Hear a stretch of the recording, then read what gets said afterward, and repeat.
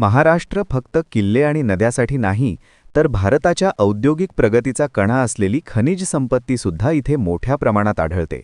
कोळसा, लोह खनिज, मँगनीज, बॉक्साईट ही खनिजे कुठे आढळतात? कोणते जिल्हे खनिज संपत्तीत आघाडीवर आहेत? हे सर्व आज आपण या व्हिडिओमध्ये सविस्तर पाहणार आहोत. चला तर मग सुरू करूया महाराष्ट्र खनिज संपत्तीचा अभ्यास. नमस्कार. आज आपण महाराष्ट्राच्या भूगर्भात डोकावणार आहोत आणि तिथं दडलेल्या खनिज संपत्तीचं एक मोठं रहस्य उलगडणार आहोत. MPSCच्या अभ्यासासाठी हे विश्लेषण खूप महत्वाचं आहे. आपण मिळून शोधूया की महाराष्ट्राचा हा खनिज नकाशा इतका इंटरेस्टिंग, इतका वेगळा का आहे. तर सुरुवातच करूया एका अशा प्रश्नानं ज्यावर आपलं हे सगळं विश्लेषण आधारलेलं आहे. प्रश्न अगदी सोपा आहे. महाराष्ट्र हे भारतातल्या सगळ्यात मोठ्या राज्यांपैकी एक आहे, बरोबर? मग देशाच्या एकूण खनिज उत्पादनात म्हणजे मिनरल प्रोडक्शनमध्ये त्याचा वाटा इतका कमी का?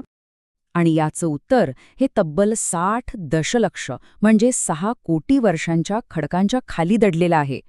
हे सगळं एका प्रचंड मोठ्या ज्वालामुखीच्या उद्रेकामुळे झालं, ज्यानं महाराष्ट्राचा चेहरा मोहराच बदलून टाकला. चला तर मग ही जबरदस्त भूवैज्ञानिक कहाणी ऐकूया. बरं, तर आता पाहूया महाराष्ट्राचं हे खनिज कोड. आधी काही आकडे बघू, म्हणजे हे कोड नक्की काय आहे हे लक्षात येईल. फक्त 4%. विचार करा, एवढं मोठं राज्य, पण देशाच्या एकूण खनिज उत्पादनात वाटा किती? तर फक्त 4%. खरंच आश्चर्य वाटण्यासारखं आहे, नाही का?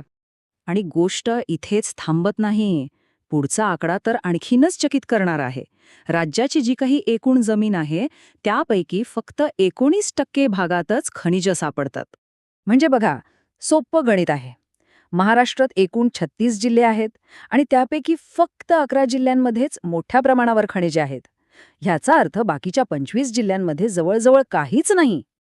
अच्छा, मग प्रश्न असा आहे की ही सगळी खनिजं लपली आहेत तरी कुठे? तर याचं उत्तर आपल्याला महाराष्ट्राच्या जमिनीखाली म्हणजे त्याच्या भूगर्भ रचनेत मिळतं. आणि हीच रचना एक मोठा अडथळा बनून उभी आहे. आणि ह्या कथेचा मुख्य विलन आहे दख्खनचा पठार, किंवा ज्याला आपण डेक्कन ट्रॅप्स म्हणतो. हा काय आहे? तर हा ज्वालामुखीच्या लावारसापासून बनलेला एक अवाढव्य पसरलेला खडक आहे. याने काय केलंय तर खाली असलेली सगळी खनिज संपत्ती जणू एका चादरीखाली झाकून टाकलीय. ही संपूर्ण गोष्ट 3 स्टेप्समध्ये घडली. एकदम सोप्पं करून सांगतो. स्टेप 1, खूप खूप वर्षांपूर्वी आपल्याकडे खनिज संपन्न असा गोंडवाना नावाचा भूभाग होता. हा होता आपला बेस. स्टेप 2, मग झाला एक प्रचंड मोठा ज्वालामुखीचा उद्रेक, आणि ह्या उद्रेकातून निघालेल्या लाव्हारसाने हा सगळा प्रदेश व्यापून टाकला. आणि मग स्टेप 3, हा लावा थंड झाला, त्याचा एक जाड थर बनला, आणि याच थराला आपण दख्खनचं पठार म्हणतो. परिणाम, सगळी मौल्यवान खनिजं त्याखाली खोलवर गाडली गेली. आणि यामुळे झालं काय की महाराष्ट्राची जणू 2 भागांत विभागणी झाली. एक भाग म्हणजे हा दख्खनचा पठार, जिथे बेसॉल्ट खडकाच्या जाड थरांमुळे खनिज काढणं जवळजवळ अशक्य आहे. आणि दुसरा भाग म्हणजे कोकण आणि विदर्भ. या भागांवर लाव्हा पसरला नाही, त्यामुळे तिथले जुने खडक उघडे राहिले आणि म्हणूनच तिथे खनिज सहज सापडतात. बरं, तर या भूगोलाचा परिणाम प्रशासनावर कसा होतो ते बघू. म्हणजे कोणत्या प्रशासकीय विभागात किती खनिजे आहेत ते आता पाहूया. इथे बघा, एक गोष्ट तर लगेचच लक्षात येते. एकाच विभागाचा प्रचंड दबदबा आहे. नागपूर विभाग तब्बल 60%, त्या खालोखाल कोकण 20% आणि अमरावती 10%. ही पूर्ण टेबल बघितली की चित्र अजून स्पष्ट होतं. नागपूर विभाग सगळ्यात पुढे 60%वर, मग कोकण, अमरावती, औरंगाबाद, पुणे आणि सगळ्यात शेवटी येतो नाशिक विभाग, जिथे फक्त 2% खनिज संपत्ती आहे. तर हे आहेत ते 11 जिल्हे, महाराष्ट्राचे मिनरल हॉटस्पॉट्स. आणि यात एक पॅटर्न दिसतोय का? हे जिल्हे बघा, नागपूर, भंडारा, गोंदिया, चंद्रपूर, गडचिरोली, यवतमाळ, हे सगळे पूर्वेकडचे, विदर्भातले. आणि मग रायगड, कोल्हापूर, सिंधुदुर्ग, रत्नागिरी, ठाणे, हे कोकणातले. म्हणजे बरोबर तेच भाग जिथपर्यंत दख्खनच्या पठाराचा लावा पोचला नाही. चला, आता आपण जिल्ह्यांऐवजी खनिजांवर फोकस करूया. म्हणजे कोणतं खनिज कोणत्या जिल्ह्यात सापडतं याचा एक नकाशाच पाहूया. सगळ्यात आधी लोह खनिज म्हणजे आयर्न ऑर. कुठल्याही इंडस्ट्रीसाठी हे किती महत्वाचं आहे हे वेगळं सांगायला नको. हे बघा, लोह खनिज मुख्यत्वे करून सापडतं ते पूर्व विदर्भात, म्हणजे चंद्रपूर, गडचिरोली, भंडारा, गोंदिया आणि नागपूर या जिल्ह्यांमध्ये.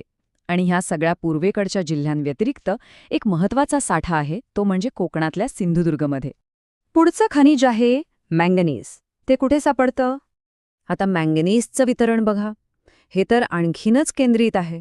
परत तेच जिल्हे भंडारा, गोंदिया, नागपूर आणि सिंधुदुर्ग, जवळजवळ लोह खनिजासारखाच पॅटर्न आहे. आणि आता तिसरं खनिज, क्रोमाईट. चला बघूया हे कुठे मिळतं. क्रोमाईटसाठी सुद्धा तोच पॅटर्न दिसतोय. भंडारा, गोंदिया, सिंधुदुर्ग हे जिल्हे कॉमन आहेत, पण इथे एक एक्स्ट्रा जिल्हा आहे, तो म्हणजे रत्नागिरी. म्हणजे याचे साठे कोकणात थोडे जास्त पसरलेले आहेत. तर मग ह्या सगळ्या माहितीमधून आपण लक्षात काय ठेवायचं? कोणते आहेत महत्वाचे मुद्दे? एकदम सोप्या भाषेत सांगायचं तर 3 गोष्टी लक्षात ठेवणं खूप गरजेचं आहे. पहिली गोष्ट, दख्खनचा पठार. हाच तो मोठा अडथळा आहे ज्यामुळे महाराष्ट्रातली बहुतेक खनिजं जमिनी खालीच अडकून पडली आहेत. दुसरी गोष्ट, जी काही खनिजं आपल्याला मिळतात ती मुख्यत्वे करून 2च ठिकाणी सापडतात. एक पूर्वेकडे विदर्भात आणि दुसरं पश्चिमेला कोकणात. आणि तिसरी सगळ्यात महत्वाची गोष्ट, ही सगळी माहिती लक्षात ठेवायची असेल तर नकाशा वापरणं हाच बेस्ट उपाय आहे. आणि हाच मुद्दा आपल्याला एका शेवटच्या विचाराकडे घेऊन जातो. नकाशा वापरून शिकण्याची ही जी पद्धत आहे ती फक्त भूगोलासाठीच नाही, विचार करण्यासारखी गोष्ट आहे की असे आणखी कोणते अवघड विषय आहेत जे आपण नकाशा वापरून अगदी सोपे करू शकतो. अशाच नवनवीन व्हिडिओसाठी चॅनल सबस्क्राईब करायला विसरू नका. धन्यवाद.